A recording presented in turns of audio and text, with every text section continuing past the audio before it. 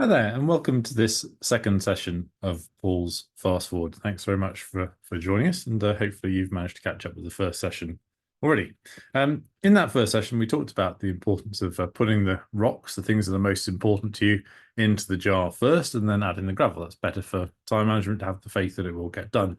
But also the rocks, have a think about what the rocks are, and are they really that important to you? Are you taking actions towards them and putting them in the jar first? Is that working? Or do you want to maybe reduce one or two of the rocks?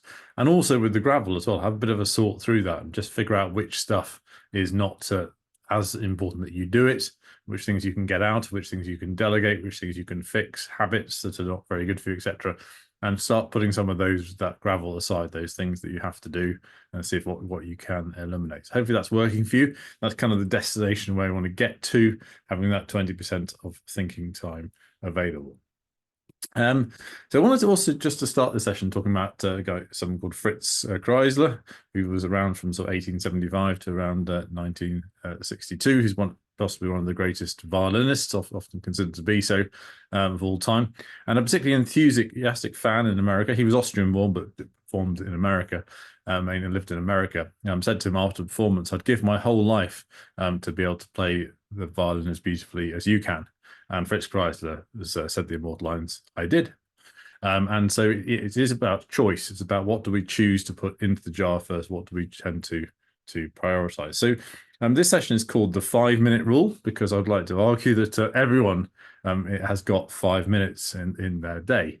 You may not think so, but you do. It could be a bit of an illusion if you feel like you don't. Because if you did say drive somewhere today and you got delayed by 5 minutes because of roadworks, traffic, etc., your day wouldn't be a disaster. If someone who you care about or who depends on you rang you and said they needed your help for 5 minutes, you'd make that time. And again, you'd get through the day. It wouldn't be a disaster. If someone in the checkout in front of you was fiddling around with their card and not working and it delayed you 5 minutes, again, you would be okay. So everyone has got time. It's just a case about prioritizing it, putting it into the jar first, putting that rock into the jar first. If you're really not convinced, you could do a sort of spreadsheet, a bit like this one, put together a list of all the things you kind of have to do every day, but be really clear on what you have to do and what's a choice. Only put the stuff you have to do in there, and then and do it for weekdays, and also for general sort of things that you have to do, once a month, say, as well. Do that analysis, see how much time is left at the bottom there for on a weekday, working day, and on average, it's going to be higher, obviously, because you have less things you tend to have to do at weekends, how much time you've got left. So if you want to convince yourself, you can do an analysis like that. But you do have time, you do have 5 minutes, and if you think you don't, it isn't a bit of an illusion, because time gets filled up. So what to do with that 5 minutes? The first thing is to make sure that you're in the habit of doing some daily thinking time. Usually for most people, the earlier the better. And this is like, if you like, the first rock I want to put in the jar every day. Think about when that best time will be for you. It needs to be sort of 2 minutes at least of undistracted time where you can think properly. You're not going to be interrupted. You can write stuff down as well. So what's that time for you? And how could you make sure that you kind of get it into your diary first, put it in there first of all? When's that 2 minutes for you? We're going to come on to the second, what do you actually do with that time? The first thing is you do with that thinking time is to think about one action you can do that day that will take you towards one of your goals. Anything. It could be in your personal life, it could be with other people, it could be on your own, it could be with work, with teams, etc. What is that one action you're going to do so it takes you one step towards your goals? Doesn't have to be a particularly long action. In fact, sometimes the better actions are the short ones, but it could be a longer action as well. So that's why you need the time to think it down, think about it, write it down in the diary, etc. That's why you need to be uninterrupted. So the time, it could be like chitting the potatoes, which we spoke about, a bit of a continuation from last time. Going on to the various other parts of the vegetable patch, you could be like putting down a sheet, so you're kind of warming the ground for planting something else out later. Putting together these boxes of soil where carrots can grow. As you may know, if you're into growing vegetable, that carrot flies, female carrot flies, can only fly about 0.5 meter off the ground. So you grow them high up, you get your carrot fly. There you go.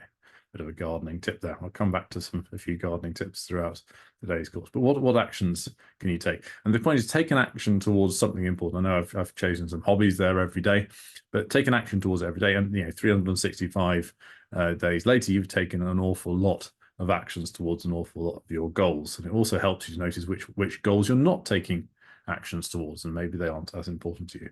So take actions today, and don't let this, which I came off the internet, become a picture for you that tomorrow being a mystical land where 99% of human productivity, motivation, achievement is stored. You don't want that. You want to take actions today. So important to think about it as your first rock, and then actually put it into your diary. It doesn't have to be done immediately. It could be done later in the day, but think about what that action's going to be that takes you one step towards your goals. So that's the first thing to do, or the first two rocks, if you like, into the jar.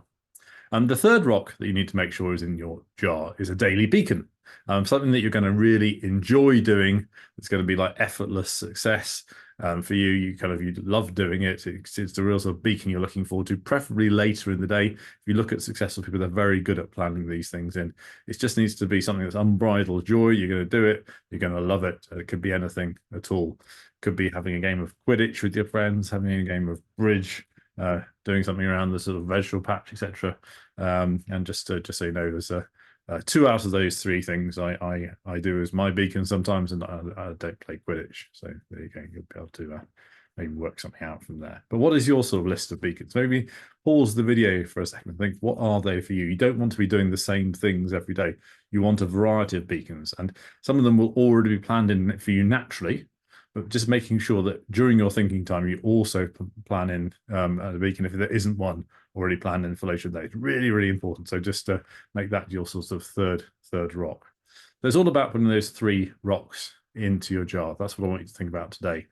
Think, make sure you can write stuff down, really have some thinking time. And then during that thinking time, plan one action you can take towards any of your goals, and make sure there's one beacon planned in for later in the day.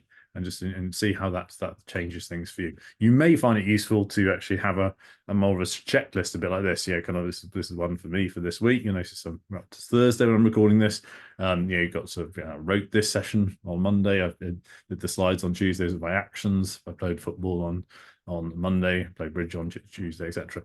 And you'll notice that I've also got some things around sort of daily sort of exercises, habits, etc. I want to keep to, etc. So some of those haven't been done yet today because it's midway through Thursday while I'm recording this. So you find it useful to develop a checklist like that as well. So good luck with that, and let me know how you get on, and I'll see you in a couple of weeks for session 3. Bye for now.